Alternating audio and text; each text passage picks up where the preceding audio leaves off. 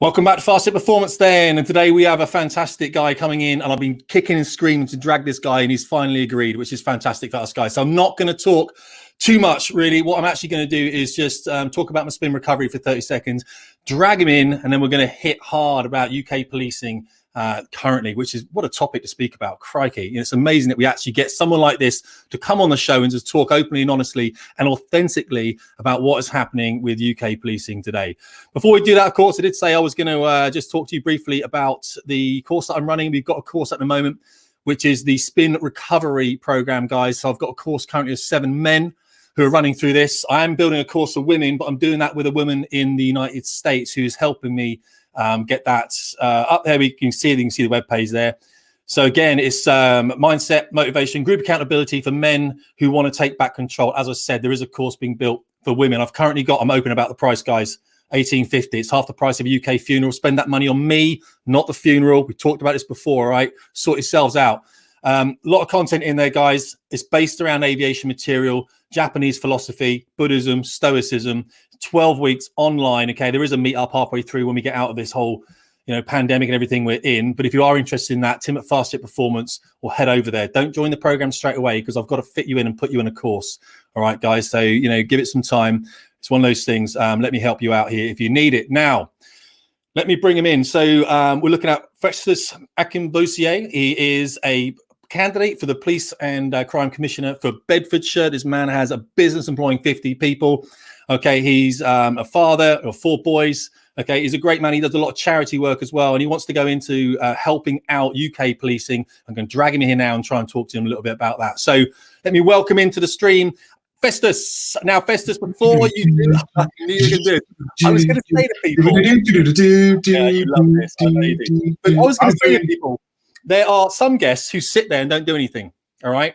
I should have been a bit of shabba, shouldn't it? Because I saw you on Twitter with that. Oh, yeah, I've got most for that one as well. Yeah, you do. You have all that. Seriously, I've got all that stuff going on.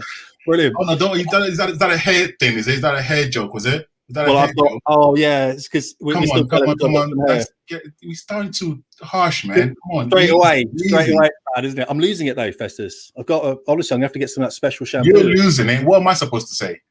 Yeah, it's a fair point, actually. I've been humbled by it, am I? Yeah. But look, we're going to talk about policing, but also we're going to have a look at what you're proposing, because obviously this is a big role to go into and holding a chief commissioner accountable, I suppose, in effect, for the police force, which you're being that public representation, the person in between. And actually, what a week it's been for UK policing at the moment. You and I probably speak to quite a lot of police officers. I believe you're on Harry Tangy's podcast at one point as well, his channel. Yeah, I'm a friend of Harry's. You're a friend of Harry's. We like the way that Harry just lays it out there. And unfortunately, a lot of police officers cannot show their side of it. They can't show it. It's not possible. So they have to tweet under pseudonyms or false names or whatever it might be. We listen to them, and we know that a lot of police at the moment are in, let's say, a vulnerable or an emotional position where we feel that possibly they're not being supported as readily as they should be by, let's say, higher command or the government. How, when you go in as a PCC, are you thinking that you may balance the responsibilities that you have to the people who's elected you, of course, because you are the Conservative candidate, and the commissioner that you'd have to hold responsible for the policing as well? How do you maintain that balance? And the chief constable that I'll hold accountable. Look, the thing is that Tim, thank you very much for having me on your show. I have not been that awkward or difficult in coming on, so try not to make me come across as some kind of famous chap yet. But look, in politics, in public service, in leadership, there will always be pulls and pushes here and there in terms of interests that you need to try and balance. But one that I'm not going to try and balance against anything, because it's not even going to exist, is politics. I can be a member of a political party and not be party political.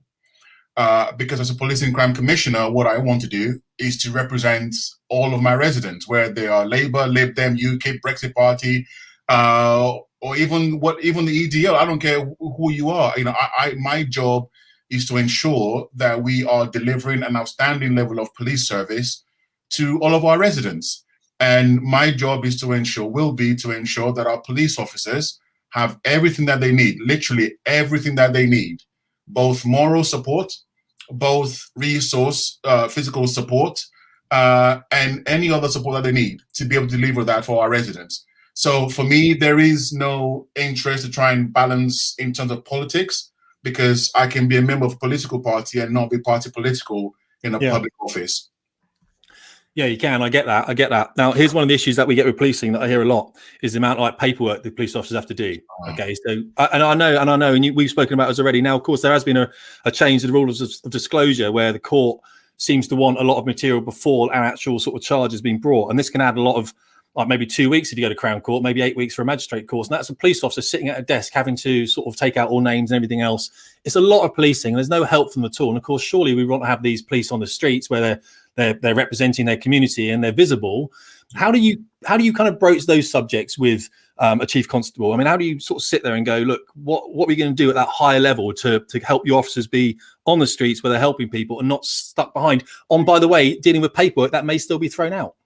Yeah, I mean, from what I've read, I know that quite a number of cases, when they get to CPS, end up being sent back to the force because there is some kind of inaccuracy, or there's something not quite good enough in the quality of the paperwork. So I know, so that is a concern, and we can maybe talk about why that might be an issue or why that is happening later on in the show. But look, when I had the opportunity to spend about 3 months as a special constable with Bedfordshire Police last year. During that time, I did more than a year's worth of specials duties in 3 months. Right, so it felt like a full-time job. You know, and I was on duty a lot, and you're absolutely right. The amount of paperwork that police officers now have to do is phenomenal. Okay, it's not actually paperwork as in literally paper now. A lot of it's now online, but it's still the same thing. You know, I remember having my first arrest was for PWITs, possession with intent to supply. You know, quite a lot of drugs, and I had to crime 5 bags. Sorry, not 15 bags. Sorry, 15 bags. So we got to custody around 1 a.m. After making the arrest, and I did not leave the station. I was due to finish at 2 a.m. I did not leave the station until 6 in the morning. Yeah, exactly that. Because I was doing lots of paperwork, and each individual bag had to be indexed and, you know, completed. And I had to get my special sergeant to double check what I was doing. But that was 5 hours that we could have spent in a patrol car out in the streets. Right, but the thing is this, though, and I've got to say this very quickly. I'm not sure what the show. I'm not good enough to say that, you know, we need to get rid of this, we need to get rid of that. I mean, there are some duplications. Let's be honest, but because people's individual liberties are at stake, it is so crucial that we do not take shortcuts. It is so crucial that we have to try and find a way to make sure that we're not taking police officers off the streets for too long with, you know, paperwork that could be simplified, but at the same time not compromising justice being done. I get that. Now, you've got some good subjects there. We're talking drugs, and we're also talking police numbers, I would have thought, really. So let's talk about retention versus recruitment first, and then maybe we can talk about county lines. We can talk all about well, I've got some notes down here, so maybe some, you know, transient dealers that are crossing boundaries and all sorts of things, and how we manage to sort of educate those. So when we look at retention, I mean, I was 20 years in the military when I left. 20 years is a good time to leave, by the way. My eyesight's deteriorated and everything since then. You know, I'm like, I can't see airplanes on the wall anymore, let alone fly. But when you're dancing, it's a bit like that as well. It's probably whatever. You know what's happening. Yeah, I've got it. But so I 20 years is a good time to leave. Now, a lot of police officers. I saw a police officer on Twitter saying, I think you might have seen it. You know, I've had enough. Yes, I read that, an emotional piece. A lot of people, but some young officers are saying, well, I haven't had enough. And of course, they're young officers. Yeah. You see what I mean? They're not the seasoned veterans. My father was in for 37 years on traffic. 37 years on traffic. Now, there's not much you hadn't actually seen. And when he got out of a patrol car, he put his peak cap on, had a little, you know, very sharp peak. He used to be a Royal Marine. He never got swung at once. He used to find weapons in cars the whole time. But he looked like someone's dad. He looked like someone that knew what he was doing. You need that in policing. When we populate it with young officers who are, in all fairness to them, you know, probably struggling a little bit at the outset, especially in today's climate, and we have such a sort of public I say it's public pushback. It probably isn't. I think it's 50-50 at the moment. I saw the Crest report that came out today about policing. So over the weekend, the Sarah Everard vigil and then unfortunate protests that happened afterwards. How do we retain those officers so that they can educate the new people coming in? Well, if that's a really, really massive issue, and in my opinion, right now, apart from the unknown elements, that, in my opinion, are sowing the seeds of division between the public and the police. I think the biggest challenge facing policing right now is the issue of retention. Yeah. And I think right across the board in policing, whether it's with chief constables or police and crime commissioners or even the Home Office, retention has got to be top of the agenda for everyone in terms of maintaining the sustainability of policing as we want it to be. Look, we've seen quite a lot of the older, more experienced officers leaving policing. There are several reasons for that. Yes, of course, you've got the issue with the pensions. You've got that. You've got the cuts, which my party was part of that. Even though I've got to say, Labour did do a bit of it in 2007, 2008 as well, but the bulk of it happened on the Conservative coalition with the Lib Dems. But also, we are seeing now you've got so many new officers joining. I saw that. I worked with many of these when I was a special, and I was, in fact, over the 400 hours that I did, I only met 2 or 3 officers who were older than me. Really? Is that right? Yes, and I'm just over 40.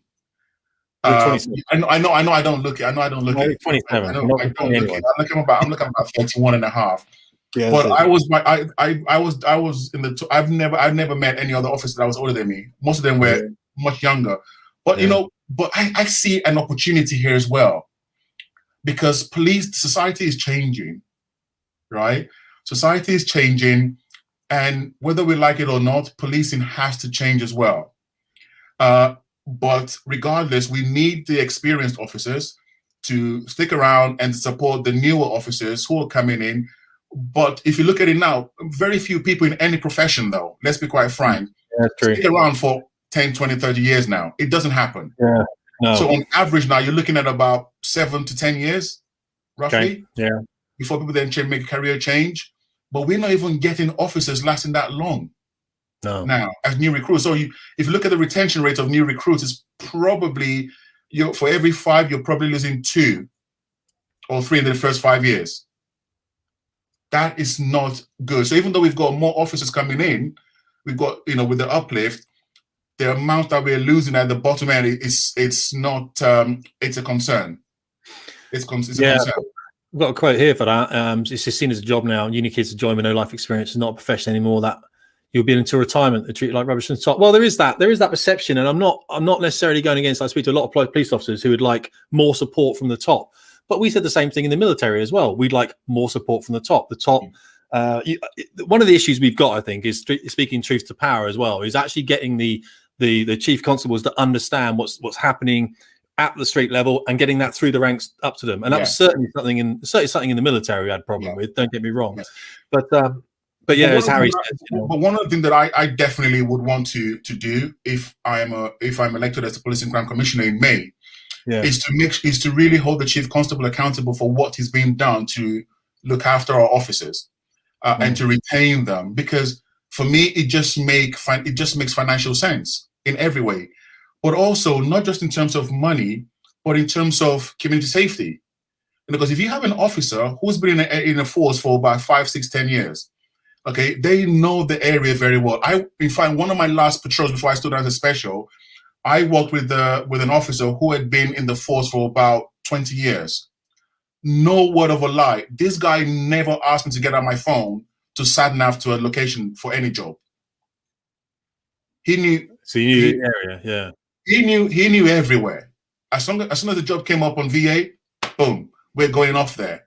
On a blue light, he knew exactly where he was going. He knew everything. And I was shocked because that was my first time doing a shift, over 3 months where I did not have to use my sat nav on an entire shift. Yeah. So community policing, basically, grown up there sort of thing, and you had one. But the thing was, he was saying that he was going to be leaving after about a year or two because he'd had enough.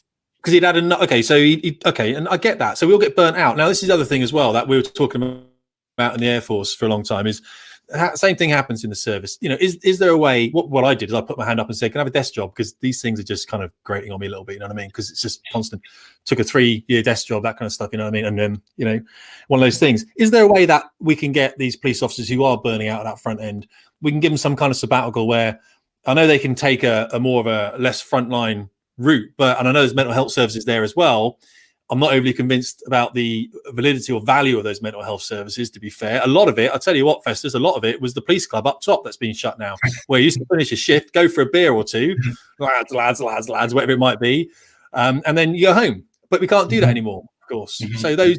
I'm not necessarily a bad thing, don't get me wrong, but look, I think some of the things that we can probably look at, as people are coming to, a certain, period in their service, how about looking, if they want to, it's not going to be compulsory, then, taking a couple of months off, or to do something, a different, almost maybe even an entirely different role, a different even vocation, where they'll be able to learn new skills that is also linked to what police officers do. So you kind of mix it up a little bit, because part of it is the routine. You've got the routine, you've seen the DAs, you've seen the, ABHs, you've seen the stabbings, you've seen everything. You've become so accustomed to everything. But also part of what creates the challenge is the changes that come along, because new guidelines come from the College of Policing all the time, from the Home Office, and people are like, not another rule, not another one, not another this, not another that. I'm done of this, but I need to stick around for a couple more years before I can get my pension or whatever it is. But how about if we allow some space for them to be able to take a breather from policing to do something else? But of course, I understand there will be a cost to this. There will be a manpower challenge to this. But what about if we even do a swap? Yeah. So maybe they go to the army, and then the army finds somebody who wants to do a swap, and they come in, and then they can do something. So you're not actually losing skilled personnel. Yeah.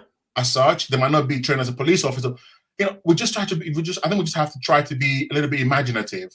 Yeah, absolutely. Because policing, I think, because police shouldn't be something where you just say, you know what, I'm fed up of this.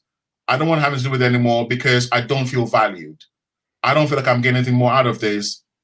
I either just come in and just clock in, clock out, or I just pack it in. That is very sad.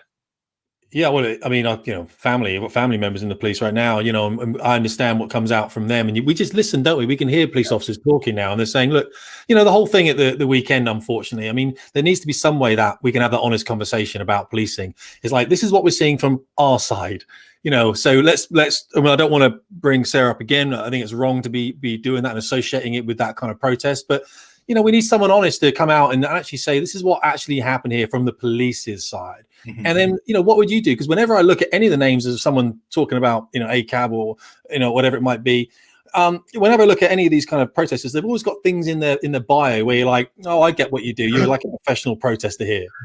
Right. This was something that you wanted to be at. And that's why you had your banners stocked in. And I understand that people are hurting and people are raging about, where we are at the moment with the pandemic and stuff. But there's ways of, go and meditate in a corner. Don't take it out on police.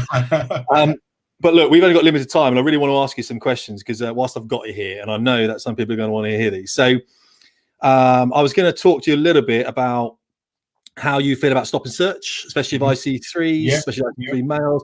I know you've done. You obviously been involved in this 3-month special. You talked to me about the fact that you've been pulled over, many a time by police yourself. And I did want to talk to you. I want to bring up the race thing because you and I both know that when we talk about young people carrying knives in the UK, the Daily Mail likes to report it as a black crime. It likes to say it's black men running around with knives all the time. And when we look into the statistics, it's not just black men; it's black and white men predominantly. Yeah. Okay. Yes. So when we talk about someone of your race being in a position of this kind of authority, which it will be, do you think? And this is why I'm speaking from a middle-aged white dude who knows little about racism in the UK because I'm a middle-aged white dude. I don't fully understand it. I've never lived within the black community. Do you think that's going to have a positive impact on the general society I mean, it's Bedfordshire, of course, isn't it? Yeah. Which is very, it's very mixed, isn't it? Overall, as a county, the county is about 86%, white. But if you look at Luton as a hub, then the ethnic mix is much more evenly split. But overall, it's still a general white population, which for me, I mean, I live in a village. I'm one of the few black people that I see around. But to be quite frank, it just does not bother me at all. It bothers people. It does bother people, and you and I might say, "Look, who does it bother?" Well, it bothers people. You just go on Twitter for half a minute if you want. I don't really care what they think. That's their problem. The reality sometimes. The thing is this, Tim, and I was saying this to my kids as we were going them to school this morning. I said, look, there's a lot of hate on social media right now. And it's very easy to think that the noisy people on social media, they represent society as it is. Yeah. When in fact, the real fact of the matter is this: the overwhelming majority of people, whether they are black, white, Asian, and whatever else in the middle, are just good, decent people just going about who want to go about their normal business. They couldn't give a flying fox,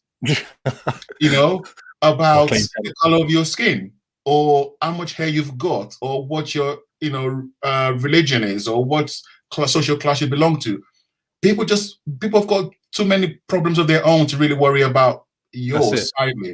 But unfortunately, sometimes we can imagine for too much, in my opinion, that the stuff you see in the media is representative of all that goes on in society. And so I'm not by any means denying that there is racism, or there is misogyny, or there is even misandry, or any other kind of hate crime out there. There are. And I think, like I was saying to you the other day, part of the challenge that I think we're seeing in society now is that we just don't want to listen to each other anymore. Everybody wants to make their own point and stick by their point and not really care about what the other person is saying. And the reason why I say that, I mean, I'm coming to you, as you mentioned now, as somebody who has been stopped and searched 6 times, right? On one of those occasions, the police officer just said to me, when I asked him, why have you stopped me? He just said, well, just to make sure you're not one of London's most wanted. That was all he said to me. On another occasion, I was in a suit in a BMW, and I was driving through a not very, nice part of town, and I drove past an unmarked police car. I didn't know it was a police car at the time. I parked up in front of this person's house, and before I knew it, one police car parked by my side, another one was parked behind my car. So basically, I was boxed in. Yeah. I mean, it was quite an intimidating thing. They knocked on the window. I'm like, who are you? I'm not going to wind my window. Then he flashed his ID to me. Then I realized it was an officer. Wound down. What are you doing here? He asked. Yeah. I mean, I cooperated fully. I didn't argue. He took my driving license. He checked everything. Everything was off. I did not even have the chance to ask him why that had happened. No, of course not. I mean, and I have to just say, in all of those 6 occasions, nothing was ever found on me, by the way. Well, no, right? not. but every single one of those contacts left an impression on me. Yeah, of course it did. Of course it did. But there's the thing, isn't it? So now, if we're saying, especially with stop and search, I mean, that's a great thing to talk about, isn't it? Stop and search. So, does stop and search work? We can say, well, it works for finding knives and stopping, knife crime to a certain extent, because people are walking around now with knives, and this is a big issue. But does it work in creating perceptions about the police force? I mean, positive perceptions. I think we have to define what working means. If work is only defined by what you find, then there's an argument to say, as a business person, if an investment is only making a return of 20%, it is not working, right? But how do you define work? So for me, but I've stopped. But then I've got to say I have stopped and searched people as well, right? You know, Yeah, black cool. or white when I was special Absolutely. constable. So I'm probably one of the few people who've been on both sides of the fence, right? So I get it. But I think stop and search, when done and exercised effectively, works, whether you find something or not. Okay, so when you stop someone though, you're looking at someone and you are stopping someone and you are searching them. You must have a reason. You have a reason to do that. And all we're humans. Yeah, so we're humans. You're looking at someone, you're thinking, well, hang on a second, it's a summer day. The guy's got a massive heavy jacket on. Why is the guy wearing a massive heavy jacket on a summer's day? There's a reason you can stop and search the guy, because that's a bit strange. But when it comes down to colour, if there was a guy that has just committed a crime and someone says, well, he was an IC3 male, and you see an IC3 male near the location, you're going to stop that guy. Just so happens that you're stopping a black guy. Mm-hmm. You could be stopping a white guy if it's an IC1, an IC2, whatever, if it's Asian, I think it is. I can't remember now, So there is a reason sometimes, isn't there, to do that? Is it the random stop and search that we're talking about now that creates false impressions? What people are probably really concerned about is some of the grounds that are being used to stop someone. I had a massive ding dong with some officers on Twitter sometime last year, where some officers were arguing with me that, look, you're just a special, you don't know what you're talking about. I've been doing it for 20 years. It's okay for me to stop someone and search them just because they smell of cannabis. And I'm like, well, if it was in the car and, you stop and you could smell cannabis in the car, it's in a confined space, bang on, stop them all day. But if it's in a park and you see 3 or 4, lads, you walk past them and you smell cannabis, you can't start stopping and searching all those 3 of them, because that could be coming from anywhere. Well, and you'd be there all day as well, wouldn't it? Because everyone precisely. And there's some parts of London, like where I grew up, where everywhere, I'm sorry to say, it smells of damn weed. Yeah. Are you going to stop everyone you see? Yes, it's a waste of time, isn't it? But I know stop and search is a contentious issue. But I think part of the problem here is now that, I'm sorry to say, there's some police officers who really do not want to listen to how stop and search affects people. Yeah. Because they say, but I found a knife on someone yesterday, and I want you to thank me for that. Of course, I thank you for that. And I'm not going to tell you to stop doing stop and search, but I want you to consider what happens if it is not done properly. Because sometimes I've seen cases where people get stopped and searched and they're put in handcuffs before they even do. There's no need to put them in handcuffs. What is the point of it? Well, unless you know the person before and you know previous history of them. Yes, if you've done a body check, of them, and you know that they're known to carry weapons and all that kind of stuff, of course, that's sensible thing to do. Yeah. So I think it's just good, and I really want our police officers who are listening to this to realize that I understand why they feel frustrated. You feel attacked. You feel like you're constantly being criticized. You can't win for trying, and you can't, lose for not trying. You see what I mean? Yeah, I do. And it's a difficult job. It's a difficult job. But we need, on both sides, we need to do a better job of listening and understanding how what we're doing impacts on other people who are on the receiving end of what we do as well. Totally valid. I think it's well put. I've got one for you then. I've got one here. What do you reckon about a change of legislation to allow emergency workers to receive? It's Andrew Harper's wife, I believe. Andrew Harper, if you remember, was yes. I was at the funeral of PC Harper actually.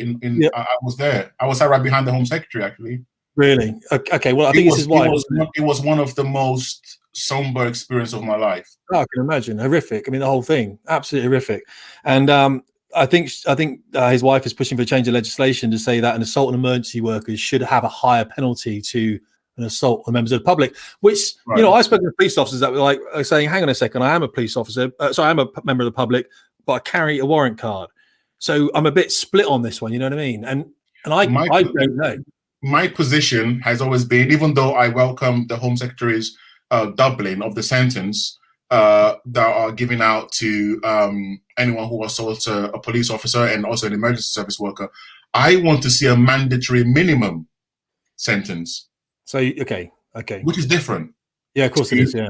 Or doubling the sentence, which is good. It's something I want to see, a mandatory minimum sentence, because at the moment, you can get anything from a community order, to a fine, to 2 years in prison and stuff like that. right? For me, I think there should be a mandatory custodial sentence that if you spit, assault, hit, you know, whatever a police officer or an ambulance worker or anything like that, you're going to get a minimum of 6 months. And that is the starting point. You know, the problem is, though, see, I can stand here from but I can sit from a guy who's had very minimal contact with the police on a negative side. I mean, I was pulled over recently by some traffic officers for number plates that were incorrect font. There were German plates on my Audi RS4 because I was keeping it real with the crew, you know. But and they pulled me over, and you know, as well. Yeah, all the tinted windows. It was a low ride. It was going like that. You know what I mean? Yeah, it was like I was out the window. Saw the blue lights come on behind me. 180 by 0. They turned around. Of course, I went dive down the nearest street, didn't I? You know, thinking I know. They pulled me over. They got out. Dodgy Timothy down. Can you imagine? Yeah. Are you running? I was like, no, I wasn't running at all. But it was an entirely positive experience. I got chatting with them. But look at me. I mean, look, I'm not. You know, I'm a middle-aged white dude. All right, so I've only had positive experiences with the police. Now, a lot of the people who spit at police or lash out at police have got significant mental health issues. They'll be inebriated. They could be under influence of drugs. They could have had a very negative experience themselves, and they're taken out on authority, which we've seen, of course, at the weekend. It can be very difficult, can't it, to say in policing a black and white absolute. There's nuances and shades of grey. Well, obviously, if there were mental health consideration, then that's different. But in my understanding, being drunk is not an excuse for any kind of assault, right? So even if it was against a member of the public, you can't say that, oh, I was drunk, that was why I punched you in the face. So sorry, Governor, I didn't know what I was doing. If it's not an excuse against a civilian, it shouldn't be an excuse against a police officer. So apart from health situations, I think anyone who assaults a police officer or an emergency worker should get a minimum custodial sentence. That should be the starting point, in my view. Now, you've helped finance a youth centre, haven't you? That's right. I mean, you tend to be involved significantly in a lot of charitable work, which you don't need to be, of course, because you're a businessman. You know, you're a busy guy. You know what I mean? But you still go out there. And I was involved in youth work when I was in the military up in Rosniger. There was a youth club there, and it wasn't sustainable, and it eventually didn't happen. It fell apart for a couple of years. People stopped turning up. You know, people were from Holyhead and some other places, so they didn't want to come to Rosniger. So what I'm kind of getting at here is that your motives for this aren't necessarily draconian in any way. You understand, I'm thinking here, the nuances of what I'm saying. Like, we have people in this country who have not had a father figure when they're growing up. They don't have any boundaries as far as they're concerned. The education is poor. They've got no hope really when it comes to job. They may not have a job. And this is why I want to drag it onto the transient dealers and the county lines type thing. I don't know about Bedfordshire, but I'm assuming there would be drug activity in Bedfordshire, and it would come from necessarily from Birmingham or something from London, couldn't it? Well, let me give you some information about Bedfordshire. Bedfordshire is one of the top hotspots when it comes to county lines.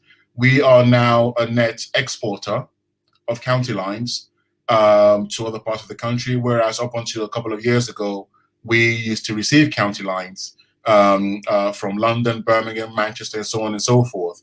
If you look at the organized crime gangs that have been mapped out in the Eastern region, and the Eastern region includes massive policing areas like Kent and Essex, right? And then obviously Norfolk, and then Suffolk, and Cambridgeshire and Hertfordshire. Bedfordshire is top of the list in terms of OCGs, right? And about 70% or 80% of these gangs, drugs is their stock and trade. So we have a massive drugs issue. And sadly, this is primarily located in one area, and that's Luton, which is a significant risk factor in terms of organized crime gangs and county lines. Yeah, so you'd have to, I suppose that's one of the issues, isn't it? You've got so many drugs coming from elsewhere. And of course, a lot of the people that are peddling these drugs around are people without, as I said, they're very low education. Kids. Yeah, absolutely. And how do you do that?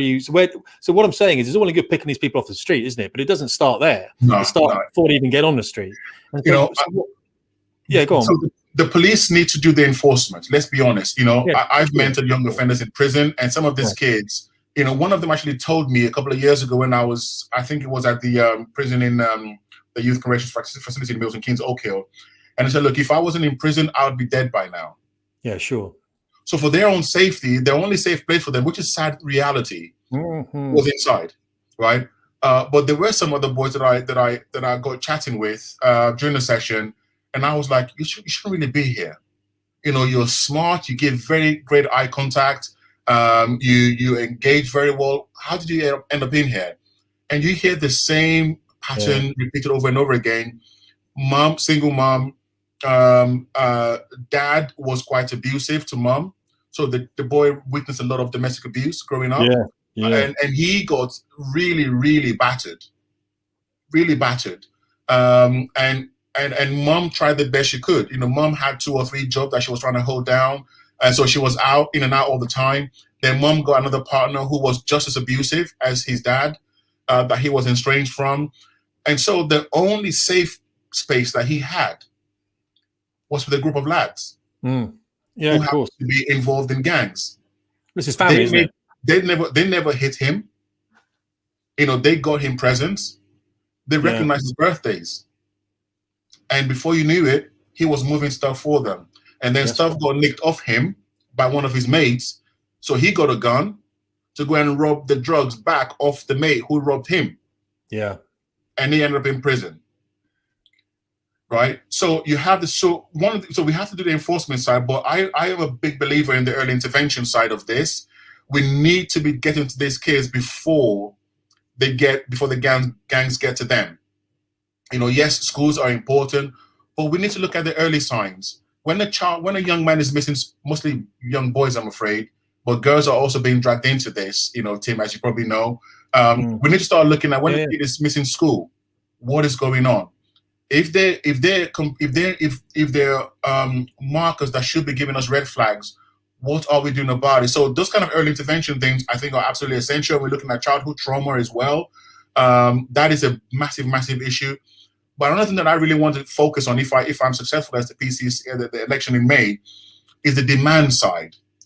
Police officers' time are taken up immensely by people who are drug addicts and alcoholics, you know, and you're often going to the same people over and over and over again, right? And so one thing I've pledged to do is that if I win, I'm going to set up something called the Next Steps program, which is being done in other policing areas as well, which will be if anyone is arrested for a drug or alcohol-related offense, they will be offered an out-of-court disposal arrangement, where for a 12-week period, they'll have to sign a contract to go on a training program where they will get support for their addiction. They will get counseling for any kind of trauma or issues that they've got mental health-wise, help with housing, help with budgeting, even help with signposting to training. Because if we can get people through these programs, it saves the police a lot more money than we're going to spend on supporting them. And some of the MOJ's reports shows that those who go through the kind of programs, there's a 50% less chance of them reoffending in 2 years. That is massive. It is, but you know, Care in the Community came in, didn't it? So unfortunately, you're all these police officers now are part community workers as well. So you're doing a lot of the social work that would be otherwise been done. And of course, a lot of these. I mean, if you remember the young girls in Rotherham, going back a few years now, one of the things about there, this is a serving officer in central London talking about the penalties handed down to work. And it makes minimum custodial, I'm afraid. You've got to have something. You're absolutely right that when your police officer comes towards you, you're like, I'm not going to do anything because I don't want them. I don't want a 6 month inside. You know what I mean? Yeah. But because it's very easy, isn't it, to lash out authority when you're you think, well, if some drugs get found on me, I'll just smack him and run away. Well, that's 6 months. So I'll put my hands up and accept the drug, whatever it might be. When the young girls in Rotherham, one of the things that amazed me about that, not only was the fact that it was just not being taken seriously for a very long time, but these girls were from such broken homes that they would rather go to these men that were going to abuse them and offer them drugs and that kind of stuff. They'd rather go into that environment than stay in their own families, because whatever limited family they have, because they were feeling something there. So even though it was, being molested or raped or whatever it was still a contact. And I sometimes think this about young men that go in drugs and gangs, because I used to fight a lot at university because my connection with my father was a bit limited when it came to a physical connection. You know what I mean?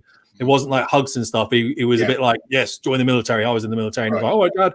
So I used to have the last words that he'd chase around the house and give me a slap. It was still connecting with my father, but it was a bit kind of, it was the wrong way. Yeah. And the same with these young men that have never had that male connection. Yeah. All of a sudden, someone in a drugs gang will turn around and just say, "No, come with us. We're going to do this. We're going to give you a toy, give you a present. You know, eventually the keys to a car. People caring about you, and yet we give all these people such a bad reputation, and they're literally probably what we would do if we were in their circumstance as well." You know, this is I think this is a crisis that we've got in our society. That, you know, who teaches anybody about how to be a parent? Yeah, absolutely. You know, you love somebody or something like that, and you get together, you have babies, and oh well, see what happens, go to school. But you know, who teaches anybody about how to be a parent?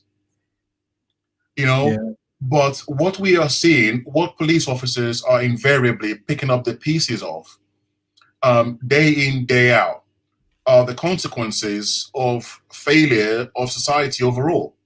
And I must confess, policymakers, you know, because I think we need to see a lot more support being given to parents, and people, and also the fact of the matter is that, you know, when we have kids, we think we know how to do it, and you don't want anyone telling you, well, Tim, you know, I'm just telling you, it might be good if you didn't spend so much time at work, even though I know you have to pay bills and stuff, you know.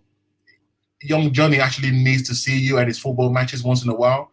Imagine a head teacher saying that to a parent. Yeah, sure. That parent will go through the roof. Yeah.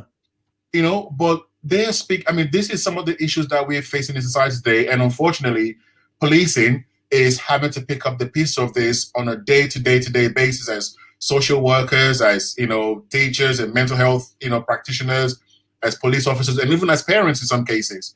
You know, and that's why I feel like we often really underappreciate the massive expanse of the roles and responsibilities that police officers face nowadays, and how challenging that is becoming. I was going to say this actually about the depth and the breadth and effect of policing at the moment.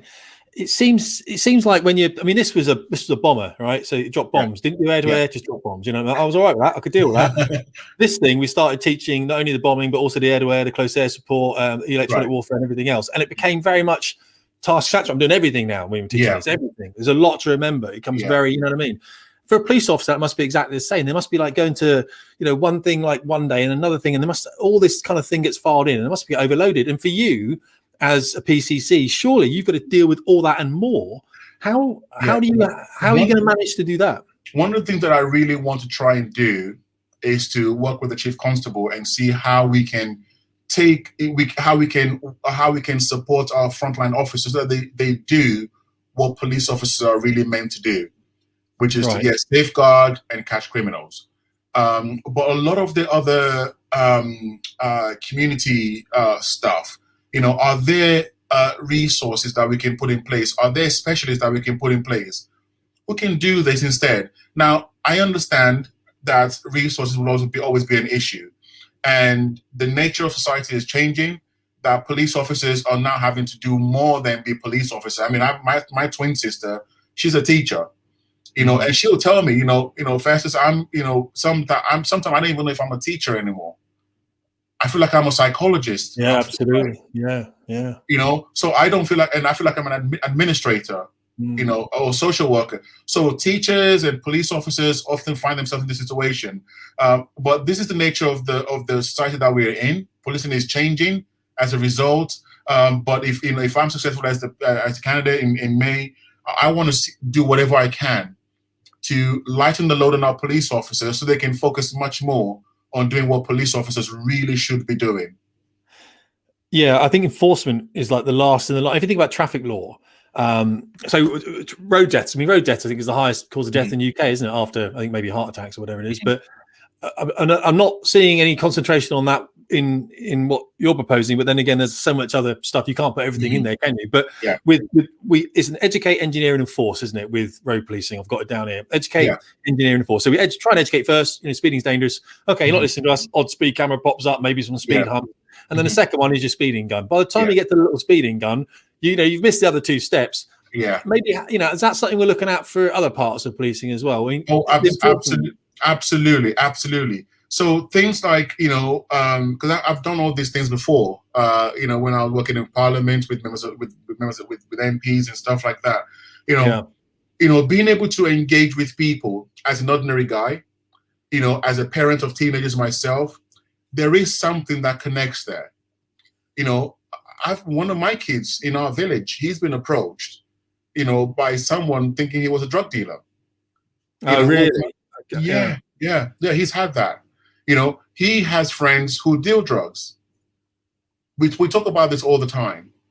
You know, but so I can when I've got a parent who is going through this, who's struggling with this, and I do get messages once in a while actually on Facebook Messenger from parents who say, "Well, Festus, you know, you look like somebody that might know what my kids are going through. Can you just have a word with my son?" I get that quite a bit. Right. If I'm honest, can you just have a? But of course, I can't talk with everybody. I get the same thing. I can't give my number out to everybody as well. You know, so I find so I've done a Zoom meeting with a couple of lads over the last couple of weeks. Just kind of help them to just focus their minds. And then I tell them my story. You know, I've had a gun pulled on me, you know, in Brixton. I've had a knife pulled on me in Wood Green. Yes, I've had the stop and search as well that they might have had. And I'm like, but look at me now. Yeah. You know, so just because you are going through this doesn't mean automatically you have to go down that route. There is you don't have to take that course. So yes, absolutely. This is some of the things that I want to implement if I win the election, but I've still got about 7 weeks or so to go before D-Day, so to say.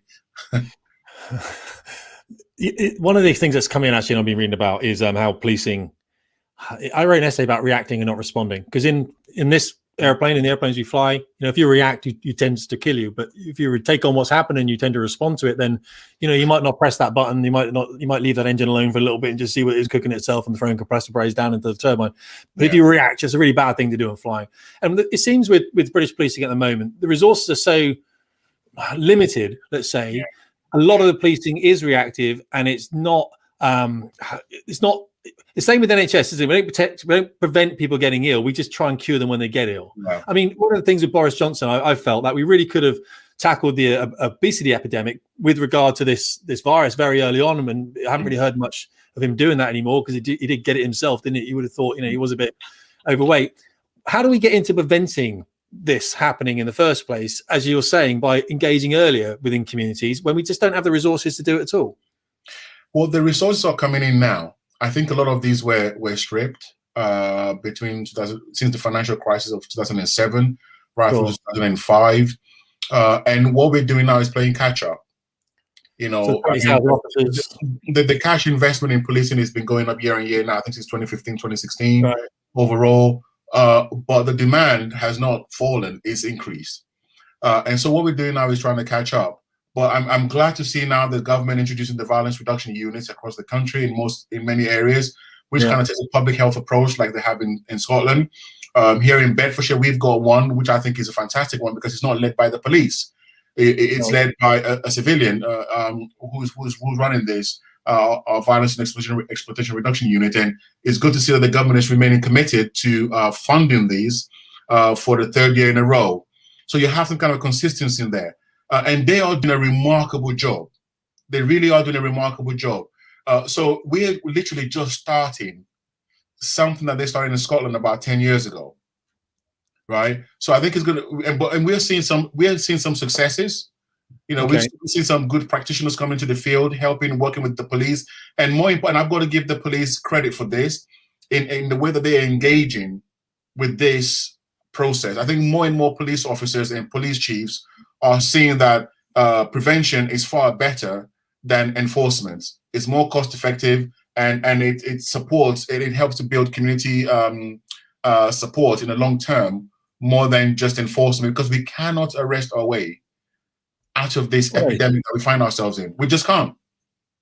So no, you're absolutely right. And so then we look at, say, what's happening with protests and the crime bill coming in, which is going to say, if you're a little bit loud when you protest, maybe, it's all a bit strange. It doesn't actually endear the public to the police, who seem to be stuck in the middle. And really, you know, when I'm saying, well, the police need to tell you how it is from the police side, that's not really going to do it either, because it's combative, isn't it? It's saying, well, you're saying this and I'm saying this. That's not going to work either.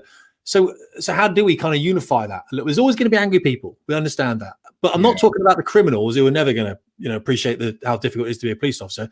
I'm talking about everyday people now, where 50%, for example, were saying what happened at the vigil at the weekend they felt was justified by the police, and you got 50% saying it wasn't.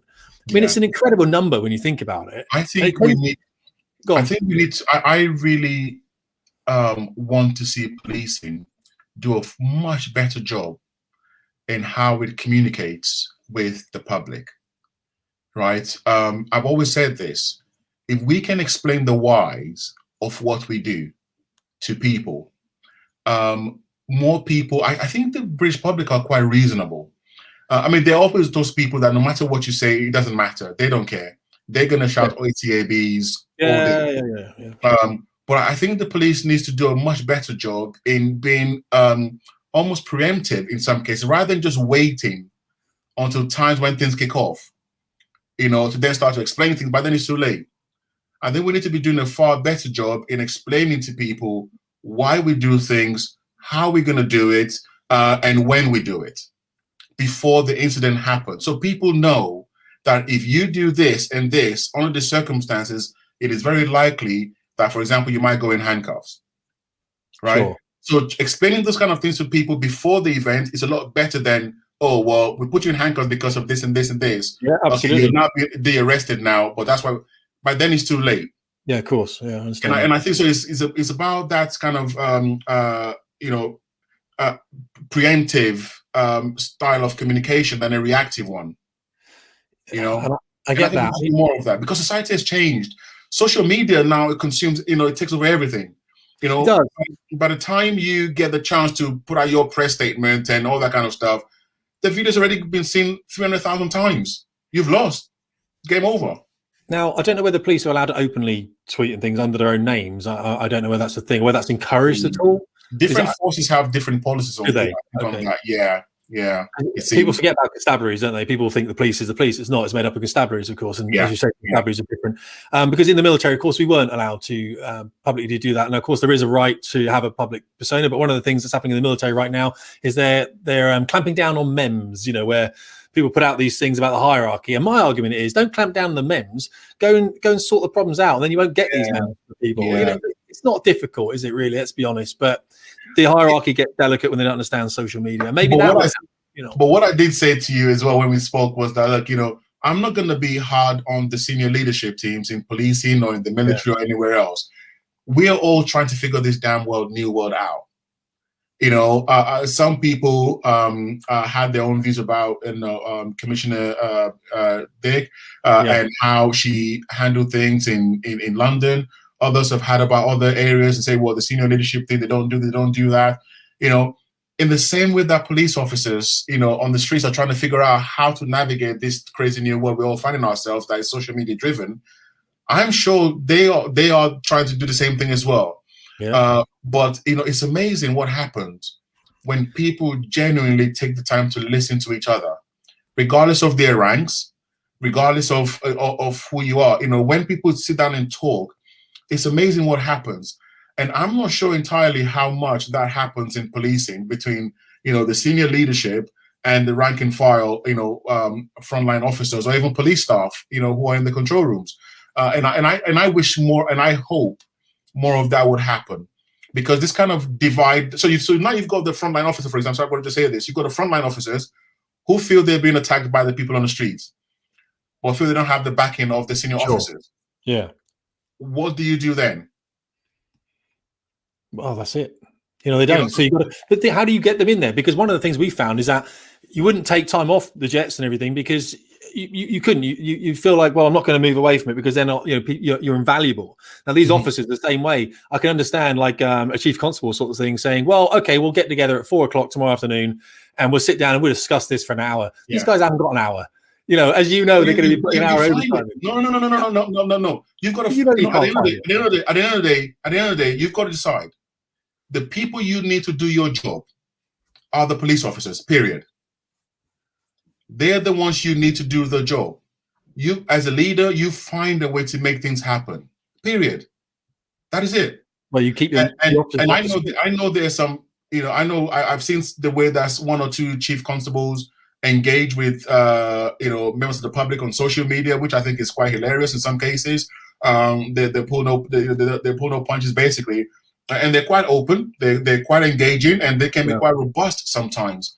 And I think that is healthy. So I think it's important that you make time to deal with the biggest pressing issues on your time. But at the same time, I understand from senior officers' point of view, when you've got, stabbings and muggings and rape and all that kind of stuff going on, do I need to get my office to get out to deal with that? Or do I get an hour taking them off the streets to do this? But I'm sure we've got to be imaginative rather than focusing on what we can't do. Let's find a way to make things happen. Let's find a way to make things happen. Well, Harry knows. Because we need these officers. We need them. Absolutely, and here's one right now, and he's absolutely right. Of course, we found with how military was communicating from the public back in 2011, it wasn't. I started writing a blog about it. Got loads of hate for that, but also got hate from my mates as well, by the way, because I didn't understand why I was doing it. I was working with the US Army in Afghanistan, and they were doing it, and it was working for them, and it stopped insurrection against the US Army in Iraq as well by communicating their intention to the population. It works really well. Yeah. Unfortunately, insecure leaders don't want people talking about things, and it should be the other way around, shouldn't it? We should be letting people say this.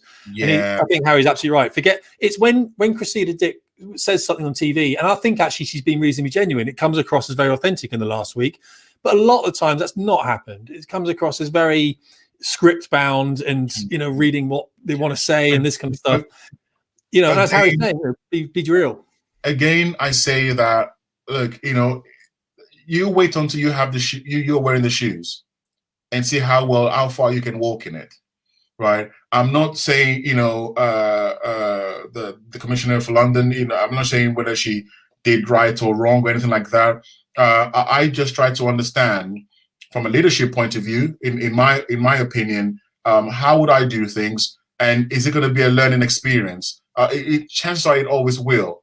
But the reality is, sometimes the way that policing communicates with the public either goes from the one extent of being extremely defensive to the other extreme of basically throwing police officers under the bus.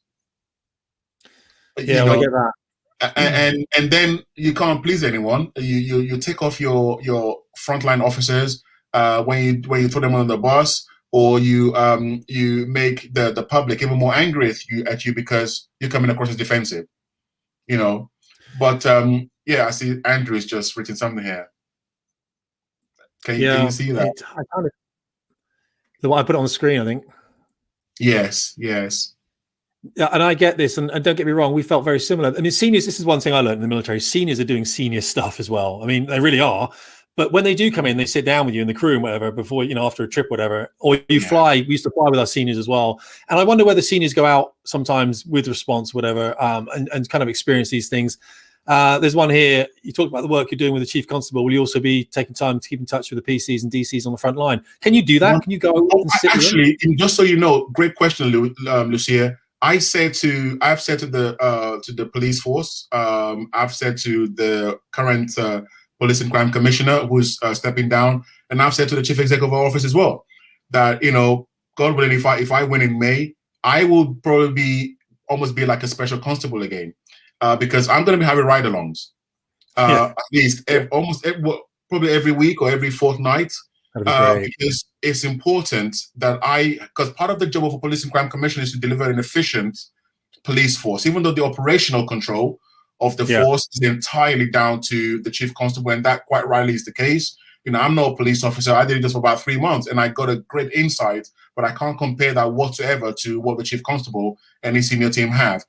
But I think it's only in the interest of the senior leadership as well for their PCC to also have a first-hand understanding of what is happening on the front line.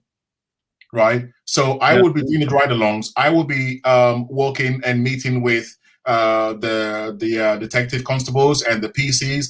And my style of doing things is that I do not, in my business, for example, I've got over 50 people working in my company, and I've got about 5 or 6 regional managers across the country, in Scotland and Wales and all over England.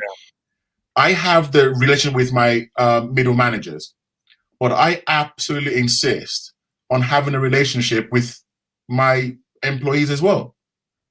So I'm not getting the filtered information from the original manager, if you see what I mean. Yeah, absolutely. So yeah. they know. So my staff, every single one of them knows that if they need anything, they can always contact me.